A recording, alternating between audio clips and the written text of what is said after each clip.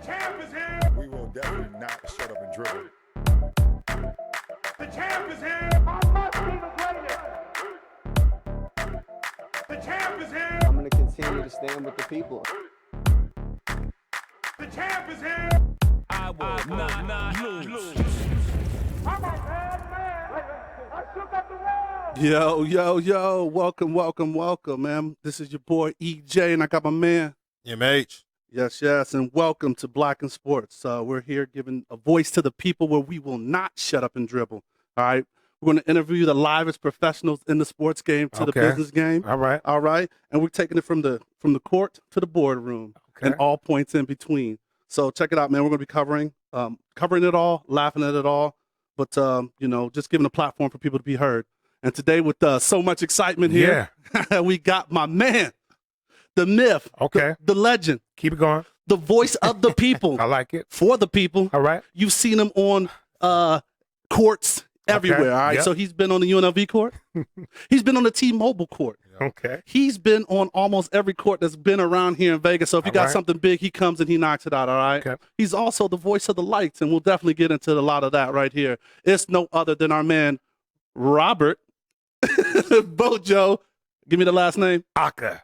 Ackah. Robert Bojo Ackah. You better slow down with the Ackah. You are off to a hell of a start with that intro. I'm going to tell you that right there, man.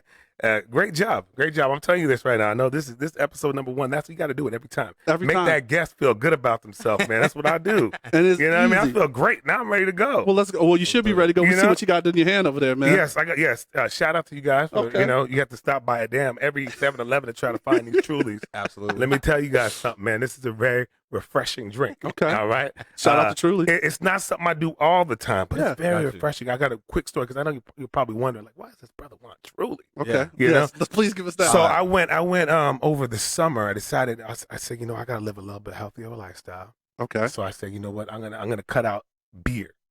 So I cut out beer. Okay. I didn't drink beer from May to August. Okay. And so when I did have any adult beverages, I drank some of these and a little bit of vodka. Okay. Big Make change. a long story short, I lost over 30 pounds. No way. I promise you. I ate healthier, but when I drank, I said, no beer. But I gained half of that back during football season. The hot wings come after you. The hot wings, right? And like I can't watch the game drinking Truly. You know what I'm saying? The Truly has a very nice package. It's slender. Makes you feel healthy. But then also, drink it, you right? got to think about also summertime too. It's a good beverage, like outdoor beverage. And another little sneaky thing about it, you can have a Truly at work. I wouldn't recommend it. and they won't smell it on you. You know what I mean? Okay, this is real sneaky now. We got the inside tips right there. He got a raspberry energy drink. Yeah, so I said, okay, if I can have a beverage, I'll take myself a Truly right now. I appreciate you guys for hooking me up. All right, Truly, we'll be looking for the sponsorship coming up next. Exactly. Where's the ad? All right, so hey, how we like to jump into it, all right? We wanted to ask, this is kind of our jump-off question, okay? So, tell us a time when you shot your shot, when you went for it. Good or bad, tell us that story. Success. Oh, man. I mean, we're just going out. We're just going for when it. You shot your shot. Could be that, when you met your lady and you shot that shot, man, or something in the gig. Just give us that shot moment. We just going to go straight into it. And, oh, man. Okay, so you guys, how long you guys been in Vegas? About 2 years. 2 years? I've been here since 2007. Okay, so you might remember a nightclub. It's actually a lounge. Okay. Called Blush. Yes. In the Wynn. Okay. Shout out to Blush, is one of my favorites. Yeah, it was a good time. It was a good place. I had a real good time in that spot. Absolutely. I'm gonna give you this story, but I'm not gonna give it to you all. Don't. It's pretty. Yeah. I'm gonna tell you who I shot my shot at. Okay. Yes, let's go. I shot my shot out. You guys remember Carrie Hilson? Absolutely. Yes, I did then. I shot my but okay. See, I put myself out there already. Let's go. It was I was kind of throwing myself out there because I was trying to give myself an opportunity to get into her likeliness. Yeah. So I can get her on my radio show. You know what I'm saying? So I mean, this is a professional. That was all professional, right? Sure. Right. Sure. Okay. But she was performing there at Blush. It was weird because it was just like performing on the bar. Yeah, because it's like You a know, small spot. Yeah, so she was like standing up on the bar, and then I don't know, she was like talking to the audience, and then she was like, she asked me what I was drinking. She looked at me and she asked me what I was drinking. like, well, Did you say Truly? Truly wasn't around back then. Oh, that Truly. You know what I stuff, mean? you know what I'm saying? But I really thought I think I had like a dirty vodka martini Okay. on the rocks, Okay. and I James said, Bondish. and I said, I'm drinking whatever you think I need to be drinking, baby. Something silly, something foolish. It didn't make any sense. But she's like, well, why don't you finish that drink? And martinis aren't that type of drink Yeah. to be doing that to. You Right. sip on that, and Sip this, and then so she told me to finish it, and I did, and I thought like I had her attention or whatnot. I finished it, and she's like, "Well, I want," and in front of everybody, she's like, "Well, I want a man who's not going to listen to everything I say," something like that in front of the crowd. So I did kind of get punked Yeah. later, Oh. and then so I did try to approach her later, like, "Oh, you got me a little bit," and then she didn't have time for me. Okay. And to make matters worse, I got sick. So that's Bubble guttish. I mean, I got sick. It was a lot of martini all in once. So I shot my shot. Didn't really work out. That's my story, guys. I hope that's good enough So- for you. I so- hope that's good enough. Follow up question. You didn't give it up in the club. You didn't earl. No, you didn't get not, sick, not sick, in the, sick. no. Well, I mean, I went to the bathroom. Okay. I went to the bath, but I had, because it was a lot. It was a I lot. got you. You know what I mean? And I got kind of punked So- by Carrie Hilson, and I tried to approach her later. Didn't work out. And but you move on. Was this pre-surgery Baca? I mean, West It Africa. You was might have definitely pre-surge. you might have set the stage. Yeah, You might For have the set the stage. African brothers, yes, You I'm threw very that- happy you to threw be that- yes. You threw that live Yes. for him. Yeah, that's right. I forgot Serge. I forgot about my man Serge. Yeah, So that's a little weak Carrie Hilson shot my shot story. There you go, guys. You I happy? love it. All right, Man. I hope so. Wish we had some Carrie Hilson to play right now. Carrie Hilson was dope. Oh yeah, She was. definitely. She was. All right, man. So just kind of, intro leading to what is your connection with sports? Give us that background. Like, So me personally, I've been a soccer player my whole life. I grew up playing soccer in Southern California. My dad played a little professional. Football. Yes. you play football? Yeah, if you're Spanish, you call it that. I play soccer. My daddy calls soccer. I'm calling it soccer. You know what I'm saying? 100%. So I played soccer growing up as a kid. I followed my dad's lead. It got me a long way through high school. It was soccer to me was great because I was. It just made things a lot easier for me while I was in high school. Okay. In high school, we moved into a predominantly white neighborhood. And now this is in Cali, or was in this Cali. Okay, yeah. And so, I was fine regardless. But once you have that team behind you, it just makes everything easier. Especially with young kids or whatnot. Played soccer. I excelled. Okay. I was really good when I was about 15, 16 years old. And then got college opportunities, and which led me here to Vegas. Played at UNLV. UNLV. At the end of the 90s, all the way into the early 2000s. Awesome. Got myself a scholarship. And then it led to where I'm at today. And to make, soccer was my passion. Okay. Yeah. I thought that was going to be The thing, huh? the thing. Mm-hmm. You end up getting burnt out. Yeah. You know what I mean? If you talk to some college athletes, that happens. Yeah. Luckily, when I was at UNLV, I got myself a communications degree that helped out. And I had to make a decision. It came to a crossroads like, I'm pretty good, but I'm not good enough to make it straight to the top league, where the you wanna go. MLS. Mhm. Yeah. I had an opportunity to play. At the time, it was a league right underneath the MLS called the A League. Mhm. And they were going to pay me something like $500 a game and then pay for my room and board. And I was going to play in Utah. Okay. And I was like, Ooh, man. Utah. Yeah, exactly. I was Okay. like, this is what I want to do. Right.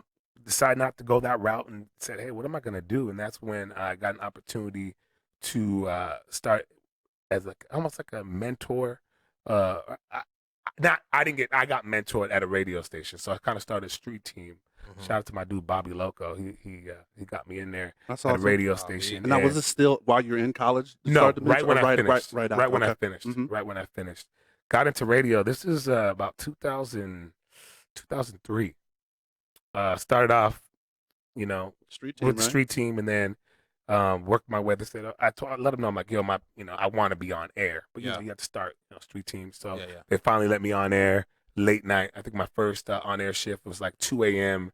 to 6 a.m. Okay. And I did that for like a summer, and that's what you learn. You get the mistakes and the kinks out. So not a bad time in Vegas, though, right? In Vegas, yeah, people are still listening, Still listening regardless. to You know, it, yeah, right? yeah. There's people still listening, but you know, I learned then, and then just kept on working on the craft and just getting familiar with my voice and watching other jocks that were actually in the community, and landed a weekend opportunity at a different station.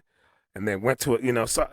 My whole radio career has been in Las Vegas, and it led to me where I am at today. That's awesome. At a very top-rated radio station Yeah. with the great time slot, afternoon drive, Yep. 100.5. I hope you guys are listening. Yes, Got sir. real Absolutely. good music. So it was a long journey to get to where I'm at today. Mhm. Yep. I'm in a pretty good position. Mm-hmm. But I still have a lot more I want to do and looking forward to do. That's So good stuff.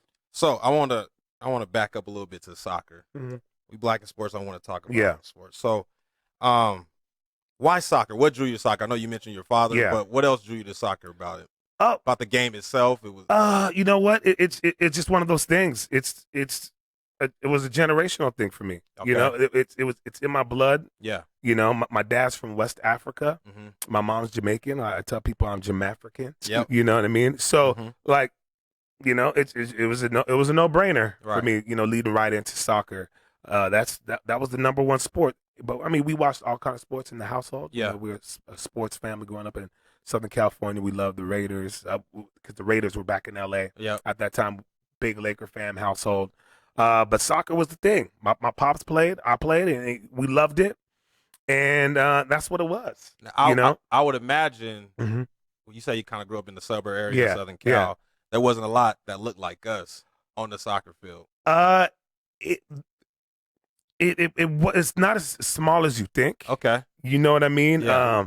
Because you got to understand, soccer is the number one kid sport. Yeah. It's the number one 100%. sport. It's number one. Okay, it's the number one sport in the world. World. But Yes. it's the number one kids team sport Mhm. everywhere. Yeah. You know what I'm Okay. saying? I'm with you. So you have kids, you know, it's just an easy game because, I mean, just like basketball, all you need is that ball. Mm-hmm. You know, it's not like football where you need the Yeah. equipment and Yeah. stuff like that. So, I mean, but it's easier for, you know, black kids to, you know, to play hoops or football. But no, there were some brothers out there. Yeah. Okay. The difference for me is, I guess, like coming from the culture of where my dad's from, Correct. Africa. Mhm. You got a lot of, you know, Caribbean brothers who play, Mm-hmm. especially on the next level. Uh-huh. But you know what I mean? But nowadays, you got a lot of African American soccer players. You really do. It's, you know, I mean, who are professional. You really Yeah. do. I mean, when you look at Europe, like, I don't know if you guys watched the last World Cup. We weren't. It our was- men's national our team men's- wasn't in They there. were garbage. But let me tell you they, this. they didn't even make it. No, they didn't make it. Yeah. But let me tell you this. The team that won it was France. Yeah. There's 11 dudes who play on the field. Right. 9 out of the 11 starters for France were black men. Oh wow. Absolutely. You know what I mean? That's- But these are their parents were like my parents. Right. They were African. So that US lived of in A, France. What do you think to increase those numbers in the US of A here? What do you think the goal should be? What do you think? How do we get there? Okay. Because- it's tough. Yeah. It's We're a melting pot. you want me to tell you what's going down? That's here. Let me tell you. This is what's going down.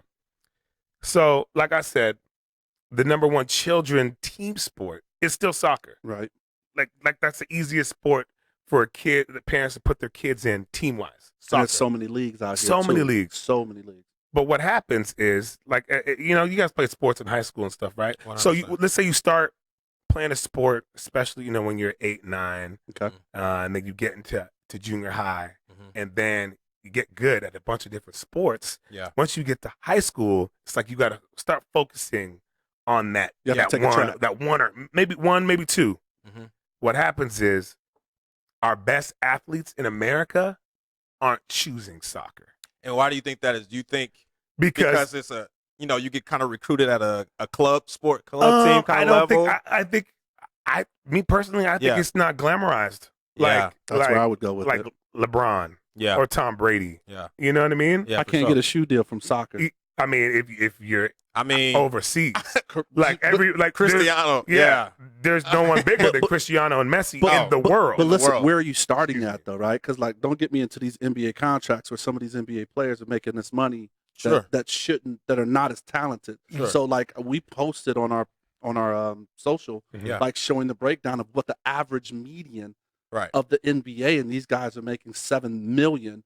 As a terrible player. So when I say you can't get a shoe deal, like those terrible players are maybe not a Nike signature shoe, but they have a Nike deal. So it's just kind of paramount to think that that's easier, because when I said about a shoe, you named the top of the elite, king of the mountain. That's where I'm coming from. So so the difference is also, if you want to compare it like soccer here in the States. Okay. They're trying to follow the mold that some of the European countries are doing, but there's not as much passion for the sport, because when I'm talking about is the kids in the UK, in England, in France, in Spain, they have their academies, which is basically schools that are made for soccer. So you go to class, you can practice. 100%. You know what I mean? And the schools are connected to the professional teams. So Real Madrid has a school. You know what I mean? So when you're 10 years old, okay, we're going to give you a scholarship to play soccer and go to school. So that's all you know. So you're prepping to be a professional. So you got kids who are 16 who become professionals out there. They're not making $7 million. But you're going to get $125,000 a year. 100%. You know what I mean? And so there's that type of mentality that's going on in Europe. That's not what's going on here in the States. We're trying really hard. The United States Soccer Federation is trying hard. Because there's so many kids playing soccer. So many. There's so many. But like I said, at the same time, once you come to the crossroads when you're a freshman in high school or 15 years old, you're like, okay, I gotta figure out which sport I'm gonna play. They're not our best athletes. Are not choosing soccer. You think that pathway? I mean, for you, a scholarship athlete accomplished at the game, was that pathway did you see that path to getting a scholarship, or was that kind of like? There was a point in time where I think I had like a growth spurt or something clicked to where I was playing, I was good, and then it was like, whoa. What happened was, I started off playing like forward, right? Yeah, playing forward, trying to score goals, and then one summer I pigged out, ate a lot, gained a whole bunch of weight, lost my spot, as a starting forward. That's the truth. You know what I mean? I was 9 drinking Trulies. So what happened was, I was like, I was probably 10 or 11 years old, to be honest, and then I gained some weight, right? And at the time, back then, like, you guys heard AYSO, it's like the record league. Yeah. They just said, okay, Bojo's, he got a little big. Our goalie got hurt. You in stocky? Yeah. No, Huskies. Yes. And I wasn't as fast. I wasn't as fast, Uh-huh. right? And so our goalie got hurt, and they're like, okay, why don't we put the big dude in goal? So I went and played goalie. Okay. And I had some natural instincts going on. Oh, dope. And the next thing you know, they're like, okay, we might have a spot for him. And then by the time I'm like 13 years old, I'm way better than the rest of the kids at this position. Yeah. Because, I'm pretty athletic. Yeah. You know what I'm saying? And so, and then once I was like 15, 16, then they're like, whoa. Like, first it was just like, okay, he's better than the rest of the kids. But then when I started playing, got moved up, like, it's called club soccer. The best of the best. They're like, whoa, this dude's pretty athletic. We haven't seen anyone. I wasn't, because, goalies are either big or tall or something like that. I was quick. I had pretty good vertical. And then you said you kind of noticed there was just some innate skills that you picked up too, or it was like more of a natural fit for you. It was a natural, yeah. Go ahead, Miles, hit him with it. What are you going to hit me with? No, I'm not going to hit it with it yet. Okay. I am going to hit you with this question. Yeah, might as well. Let it go. So I know you're a family man. Yes. I've been on the Disney Plus recently. Word. Recapping my childhood on Disney Plus.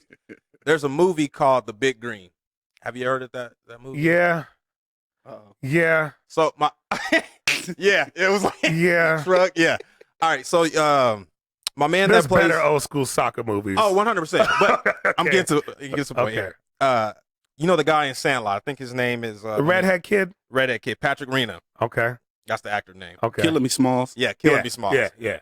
So in the movie, he was a goalkeeper. Okay. He had a kind of like a mental block. So if they were playing the Knights, he would see like the Knights coming running at him with the swords, and he'll get scared and kick the goal, right?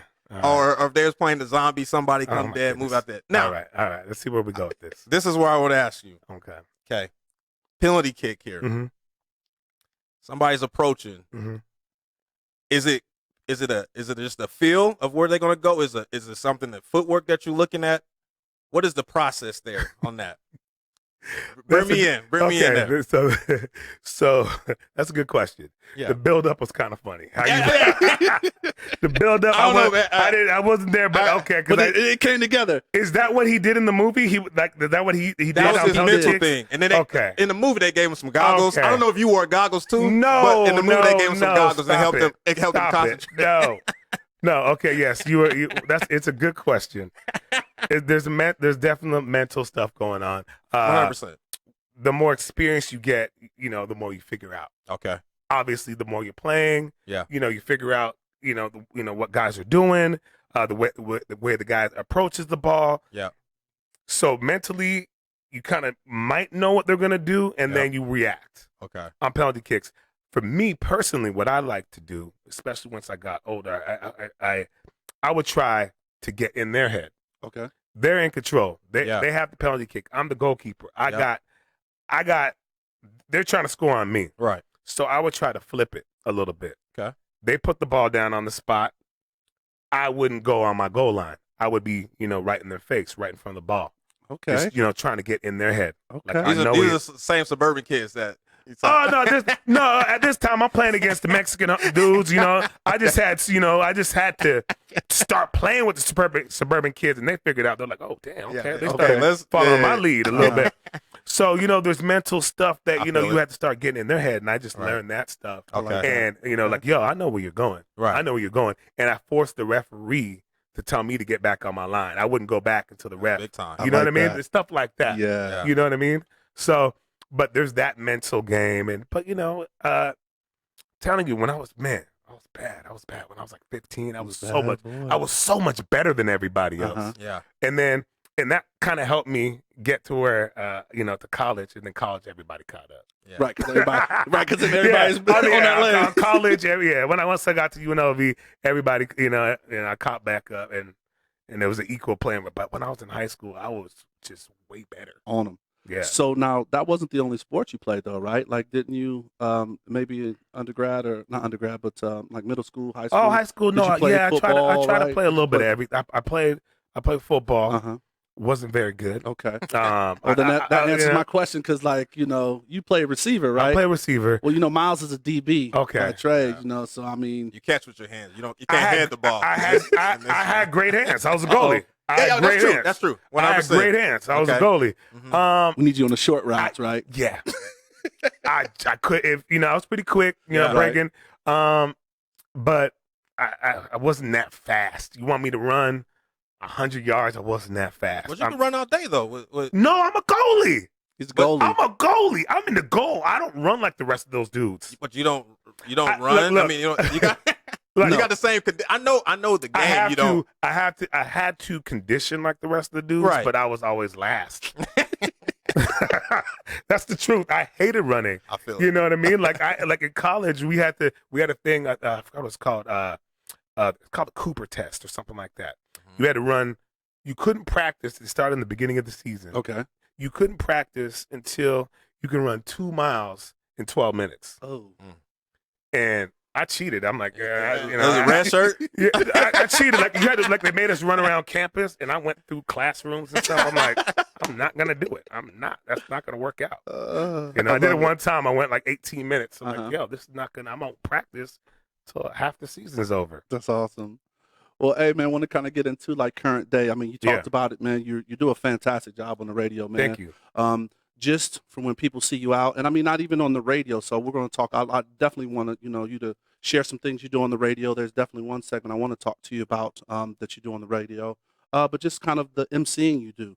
I mean, because I'm at an event. I'm at the All-Star game, the WNBA All-Stars. I'm like, that's my boy Bo. He's on the court doing his Summer thing. League. Summer League. Yeah. You there, at the Lights game, you there. But I think it's because you have such a connection with the people with the radio, and even when you're at these games and events, you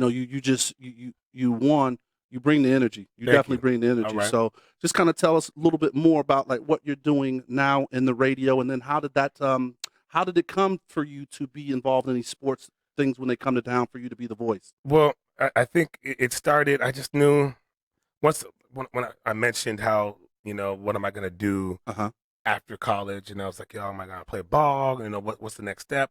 I decided, I'm not gonna sit at a desk. I want to take advantage of my personality, my voice, and I knew I wanted to get involved in entertainment. Okay. From talking to you guys, you could tell now I'm a sports guy. I love sports. I love music. I love entertainment. So it took me to radio. Once I found my radio voice, I got experienced on articulating myself over the radio airwaves towards people. Then I knew I'm like, okay, I want to make sure I can do it in front of an audience. Yeah, Gotcha. A crowd. I got pretty good at that. Yeah. I think what happened was I just became very, very confident. This is 100% honest. I got very confident. When I projected through this mic and it came through the speakers, I know no one else would sound like me. Mm-hmm. So then I had to carry myself to follow it. You see what I'm saying? Yeah, like I know match energy. Yeah, exactly. So and then everything else came naturally because I'm confident, a little bit of swagger, and energy. Mm-hmm. You know what I mean? So it got to a point where I was just like, give me a microphone. It doesn't matter what I'm doing, and I wanted to make sure sports, music, entertainment. I've been able to do some nightclub stuff like that. Mm-hmm. Got to a point where it's just like it clicked, and I just became so confident, even though there'd be times like, I'm nervous. I'm gonna be doing championship game for Pac-12 tournament here, somewhere, blah blah blah. Once I get that mic in my hand and I start, game time. It's over. Yeah, it's one nervousness gone because I know it's not even trying to be cocky or anything like that. It's just no one can bring what I'm bringing. Yeah, I love it. You know what I mean? And so I just became super confident with it, and then just people were pleased, and I try to carry myself the right way. So that's just kind of led me to where I'm at, and I'm ready. And now the next step is I'm doing this radio. Mm-hmm. I'm in front of people and audiences. Now the next step is get some more on camera stuff. Okay. So so that's the next step, and we're working on that 2020 and more. So I love that. Do you find yourself or your voice being different with the different audience? Mm-hmm. I would imagine. The NBA Summer League audience is different from UNLV football, which is different from the Lights, which is different from Pac-12. And I think, what? That's a very good question, and I think that's what makes me kind of unique. Yeah. And I'm able to jump in front and do what I do in front of different genres. I'm being myself, mm-hmm. but it's I don't know. I hate to say it like a Nick Cannon, but I hate to say that. No, I'm not saying. Don't hate on Nick. I'm not hating on Nick. But the fact that Nick Cannon, right. because I see Nick Cannon doing stuff, and I'm like, yo, I could do that, But obviously, the people see him. There's white folks who can sit there and watch The Masked Singer, and then there's colored people. I hate saying what I said. Colored people. What the? I don't know. We just go I back. don't know why. No, I was. Rob, Yeah, I don't know why it's been a rough 2019 for Roberts. Hey, yeah, all Roberts have had a bad 2019. I was trying to sound politically correct. Minorities. But then black people can, black sports. Let's go. I'm tripping. I just came from a very corporate radio station. Yes. So I gotta watch what I say. Right. But black people can vibe with Nick Cannon on his radio shows and his podcast. I'm being myself, but I could, people can relate with me, and I'm not, not being myself. I'm just being myself. And you still give that energy. Give them that energy and just, so I wouldn't say a chameleon because I'm not changing. Yeah. I'm just going to be myself. But, it's just like, okay, they're comfortable. Well, and I like to make the audience comfortable, and they're comfortable with me, no matter who it is. Right. And I mean, the chameleon's not a bad word because we're all multi-level people. True. We all have different dynamics. We're all colored. We're colored. Some of us are light skinned. Some of us are Oh, see, there he goes. We didn't even get through the whole show. So let me tell you why we're talking, right? Me and MH, right? We talking. He's like, oh, like, how's the setup? How's the flow gonna go? He's like, well, like, you're gonna be the DJ Envy of the show. I was like, oh yeah, no, don't make that face. Don't make. He's like, yeah, no, he's like, yeah, I'm thinking this because I got a good voice. It is my music acumen, my investment stuff. But it's because you're beige. I'm a Jackie.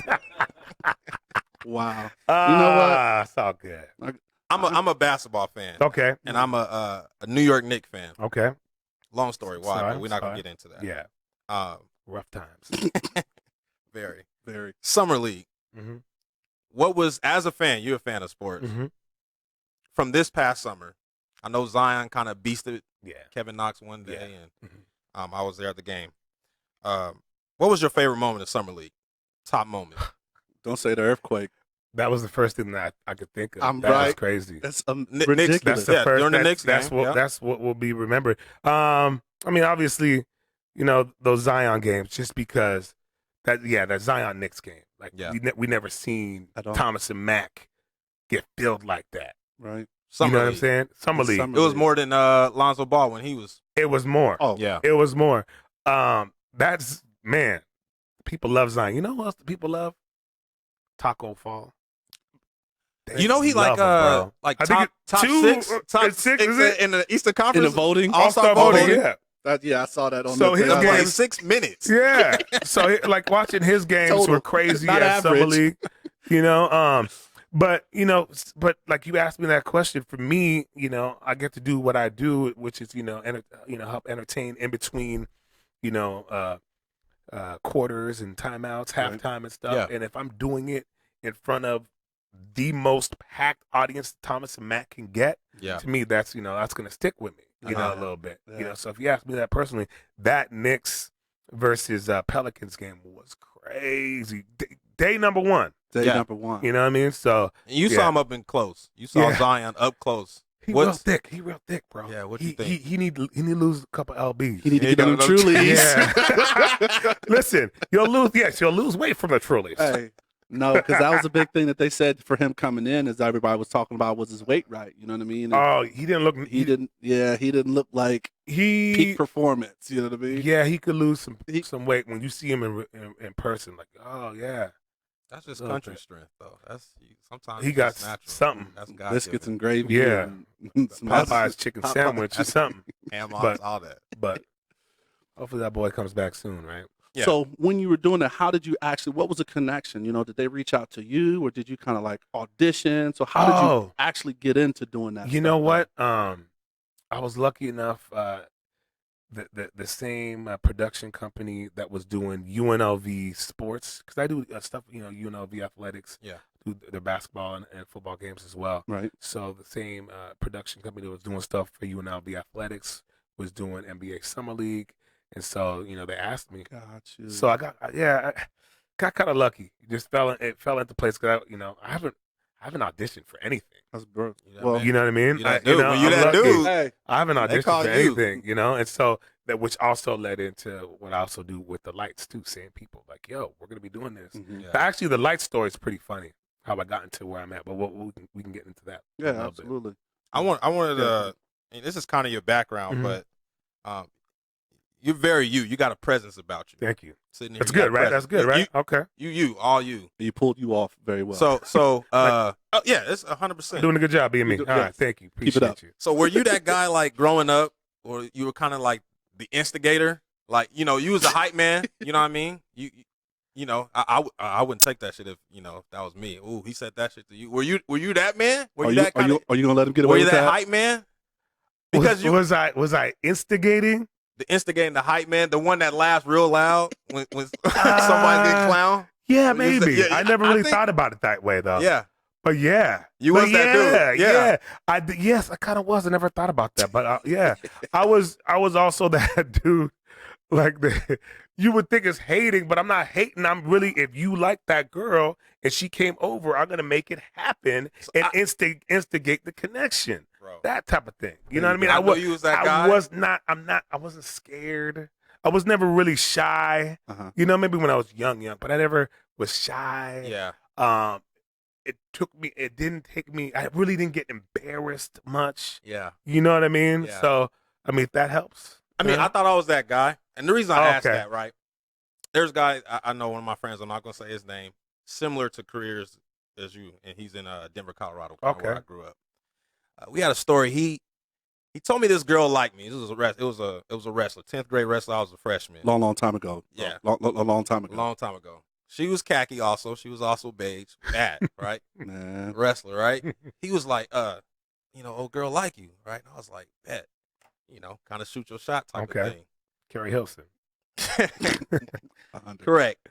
I shot my shot. She didn't know who I was. That killed my confidence for a legit 2 years, right? And he thought it was just hilarious. He was the hype man. She know you. She know you. She know. That's what I'm saying. So were you that guy? How did he was he like laughing right there by her? Crying, laughing. Right? Like near the situation, like when it was alive? Tears. Oh, I wasn't that cold. You weren't that guy. I wasn't that cold blooded. No, I still want you to win. I want you to win for maybe the next time. You know what I'm saying? I'm not gonna shut it down right there. No, I wouldn't have done you like that. I'm glad you. I got you. Two kind of current things in your preview show, and I definitely want to jump forward, man, because I know you got some great stuff you want to share with us with the lights. But just two, just kind of scrolling back, man. There was two segments that really hit me. Mac Miller, man, rest in peace. He's a fan, so I moved here from Pittsburgh. So he's definitely like the fam and was in that kind of circle. He came out here. He did his 21st birthday. We did it at the Palms, and you kind of just did a Throwback Thursday where you beatbox for him, and he spit over it.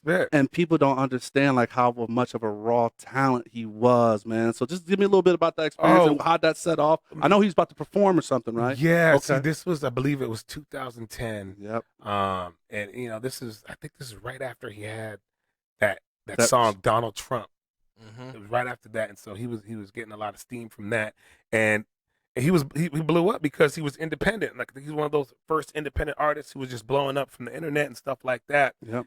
Like he was like a little like the hip hop Justin Bieber style, because Justin Bieber, he blew up from all his likes and stuff from social media. He was doing hip hop, all independent, and he was doing a show at the House of Blues. I got the opportunity to interview him in his tour bus before he was going on stage. Wow. And who would have known, like years later, that this is some epic stuff. Me getting him, I was pretty fresh,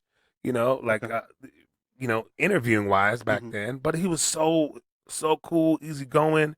I was older than him, but he was just like, "Yo, you gonna show me around the strip clubs and stuff like that? I can't get in, but you get me in." I'm like, "Yo, you Mac Miller, but you still need an ID, bro. This Vegas is something serious. It don't matter. It don't matter. You still need, you still got to be 21." But he was real cool, and yeah, man, it was in his tour bus, and he was just up and coming. No, he was still a star, but it was it was a dope experience. I'll never forget about. Yeah, man, that was awesome experience. And the other one I wanted you do this Give Me 5 segment. Yeah. And so since we're Black in sports, man, you talked about the top 5 was it most annoying fans. Yeah. Do you still remember that top 5? I could, probably not off the top of my head. I could probably just tell you right now what I think. Give me your top 5 right now. Right now, just to see how much we talk about it. It was, I think it was NFL though. Yes, NFL. Okay. It was NFL. Yes. So, NFL fans, correct. I would say this might not be in order, but I think I might have said Seahawks fans. Even though I think they're great fans, I think they're good fans. They're very, very annoying. The 12? Because the whole 12 thing they take, and I feel like they didn't even start that, right? And they're 12 like in Texas, or something like that. But and they just love talking about it and how loud they are. So them, obviously Cowboy fans. We got any Cowboy fans in here? Obviously, that's just very obvious. I'm praying for you, bro. Eagles fans, because Eagle fans they'll cut you real quick. Boo Santa Claus. Raider fans. I'm a Raider fan, but Raider fans they'll jump you. Yeah. And then Patriots fans. Yep. You know? Then you hit all five. Yeah. And I don't think that list has changed. Yeah, Patriots fans, man, so entitled. You know, Is it- they lose and they're burning Tom Brady jerseys. Come didn't burn, on, though. man. And it didn't burn. That's what they get. Only Tom Brady can have his jersey not get burnt. Not You know what I mean? flammable Yeah, jersey. exactly. Probably bulletproof So, too, yeah, right? Yeah.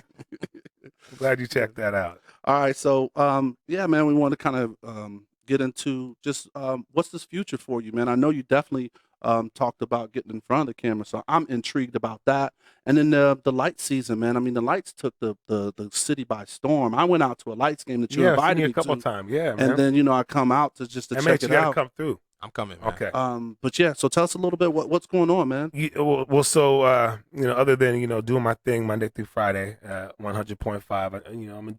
I'm lucky because I'm actually a radio personality who represents the music and the culture behind what's coming through the speakers. Yeah. There was a point in time I was at a different radio station, and I'm just like, I'm like, this doesn't make sense.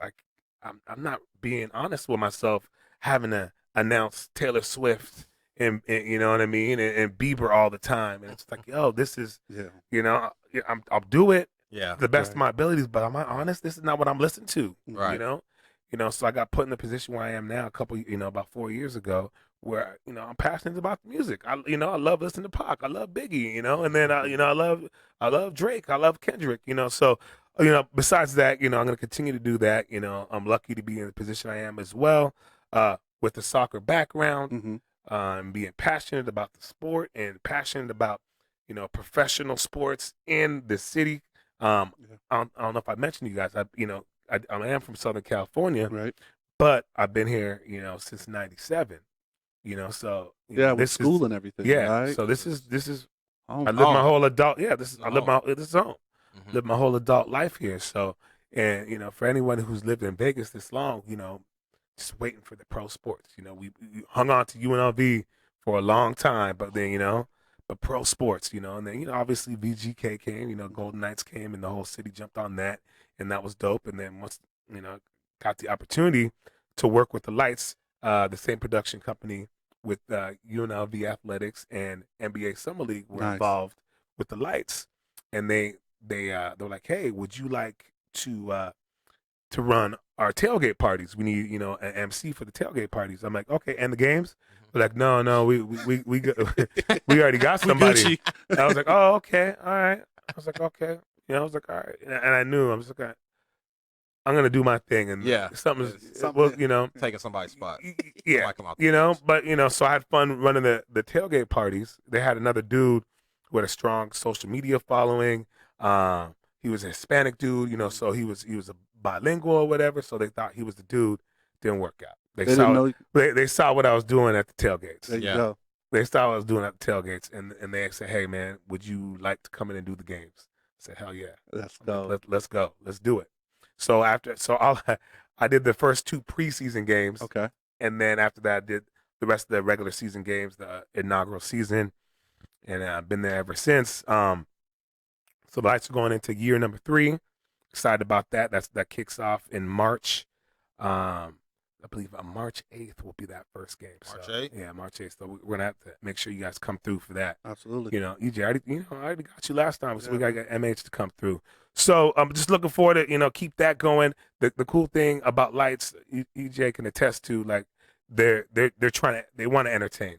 Yeah. They want the fans and the families who love soccer to come through, have a good time, but they also want the people who may have never been to a soccer game to leave there like, whoa, that was a blast. That was that was a fiesta. I'm ready to come back. I'm ready to party.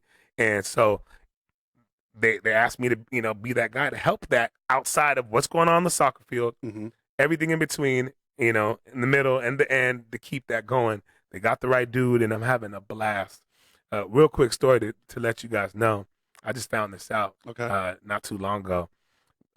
Brett Lashbrook, the owner of the Lights, real good dude. He's a smart man. He ended up telling me, because what I do there, I'm considered an on-field announcer. Okay. So not only am I, doing all the pregame stuff, So you still do the tailgate?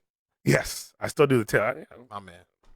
keep that bag. You know what I'm My saying? man. You know, My they're not man. going to give that to anybody else. Right. I'm taking that. I'm still going to take that. Cha-ching. Yeah, exactly. So, so you know, I'm doing the stuff pregame, halftime, post-game, during the game. But anyways, during the game, not only am I, you know, hyping the crowd and stuff, I'm also, you know, an announcer. You know, I'm, you know, announcing when someone scores, when someone substitutes, all that kind of stuff. Oh, okay. But they allow me, you know, most sporting events, you shouldn't be on the mic while the game is in play. Because it's the game, right? Yeah. You got to keep the Yeah, integrity yeah, of the game. exactly. The game The has to be integrity, the but- front, right? But you know, and I get that.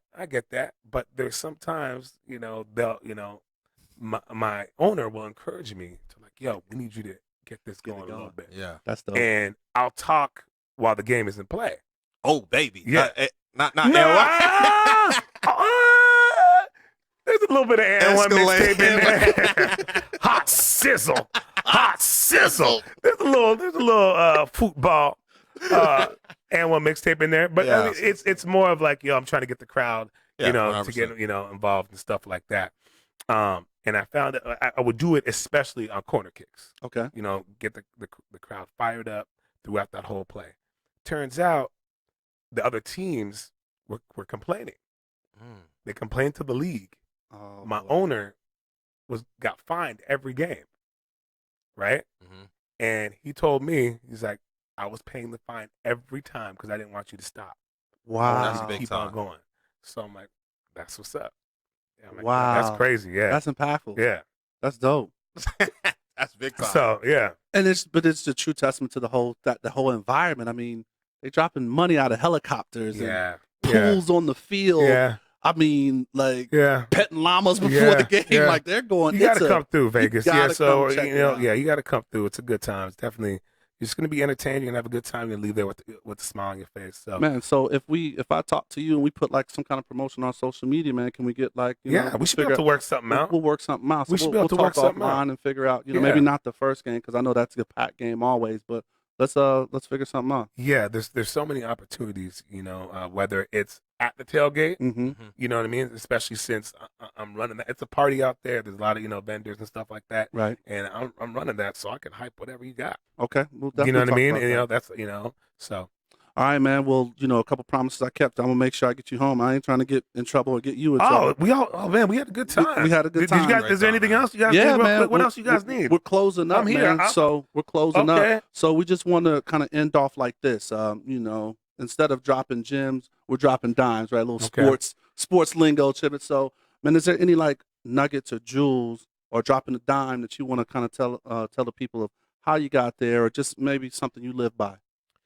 Well, man, I just know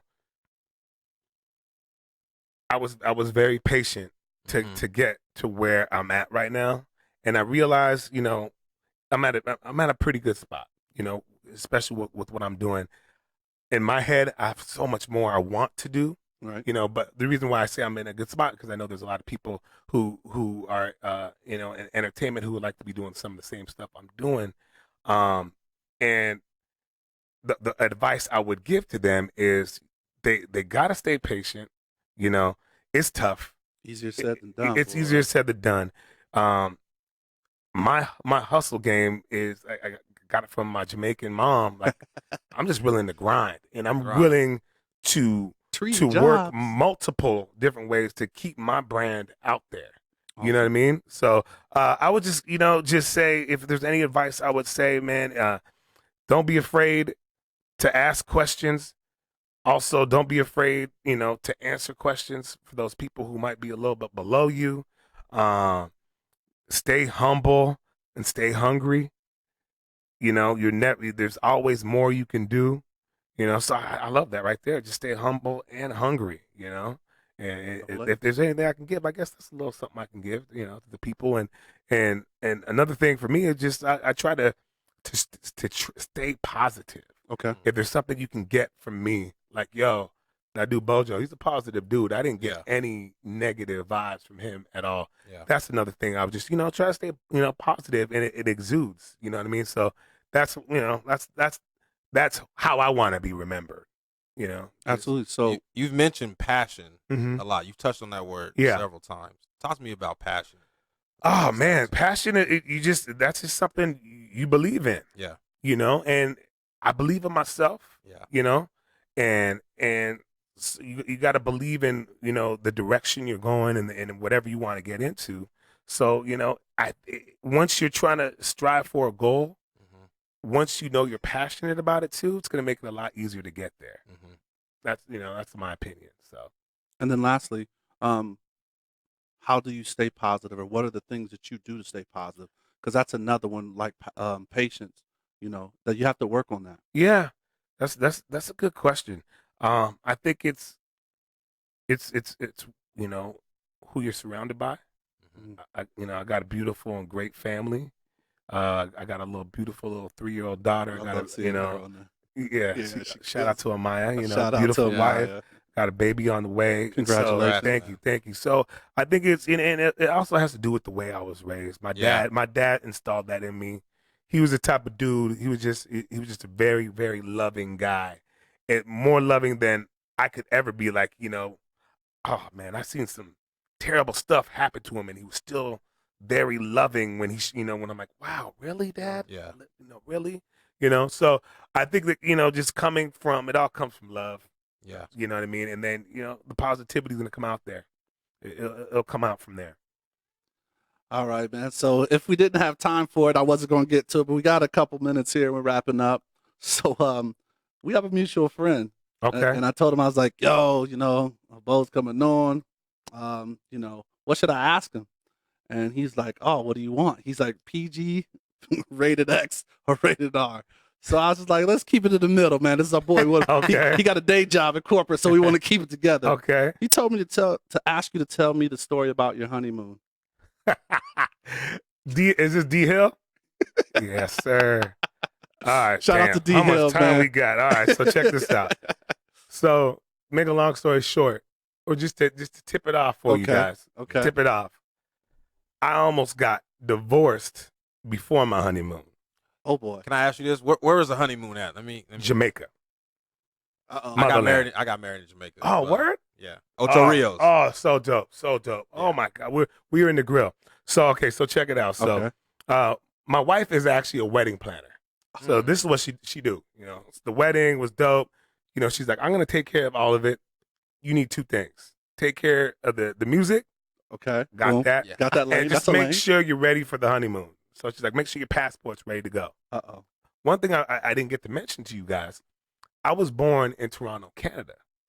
So I'm still a Canadian. That's right. I'm still a Canadian. That's So I'm right. like, babe, I got this. My homie DJ'd. I'm like, yo, I know my passport is in the nightstand. We're good to go. We Gucci, don't even trip. Right. The wedding's over. It's beautiful, a great time. Next day, she's like, all right, we got to call the travel agent, get everything set up, go upstairs, get your passport, give me the expiration dates and all that stuff. I get the passport. I'm like, yeah, no, I got the passport. I got a passport. It was expired. Yes, sir. I know. Oh, What happened was we had just went to Mexico not too long ago, what happened? but I forgot. I think U.S. passports, they last for 10 years. Yeah. Canadians, it's 5. So I didn't realize that this joint expired. So she's like, babe, come downstairs. What are you doing? We need to get this going. I couldn't You could come go downstairs. Nah. So Him I downstairs. finally, Him downstairs wants that passport. him downstairs. Okay, so I finally come down. I'm like, babe, my passport's expired. And she almost lost it. Okay, give me the look on the face, though. She just looked at me like, I don't even want to do it to you. Though. It might Oh, feel yeah, weird. yeah, You know don't what I do mean? that. Your eyes could Yeah, be, it'll sting you. It's sting a little You bit. know what I mean? And she's just like, fix it. I'm going to Jamaica with or without you. Like, she's just like, fix it. So I'm like, okay. I'm calling all kind of embassies and stuff like that, trying to get stuff done, and calling, Vegas, calling LA, whoop, whoop, whoop. And then I'm like, okay, and they're all telling me, you can't do anything. You can't renew your passport unless you're in Canada. So I'm like, okay, all right. We got a whole bunch of money for the wedding. I'm going to fly to Canada, whatever. I can't fly to Canada. I don't have a passport. So I had to fly to Seattle and then drive to British Columbia. Yeah.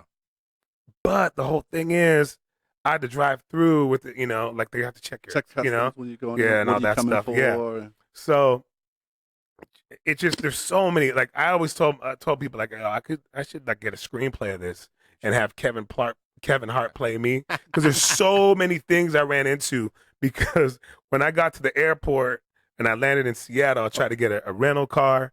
And they're like, yo, we need a credit card. I give them my debit card, and it didn't go through because we had a whole bunch of money going in and out from all the wedding stuff. And so fraudulent stuff going on. Like, what's going on? And so, like, and like people were sending me, I like told my dad and my other friends were sending me money, but it doesn't go through like that quick. It wasn't about that. So like I just like tell the lady at the freaking car rental place, I'm like, you just try my card again, it goes through. I'm at the airport 3 a.m. I'm like, oh, thank you, Jesus, praying. You know what I mean? Because this is my honeymoon. Yes. So the car rental thing goes through. I'm driving, 3 a.m.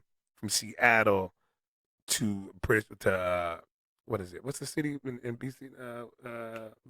Victoria. No, that's another. Is it again? Come on, Vancouver, British Columbia. Shout out to There you go. So I got to drive to Vancouver.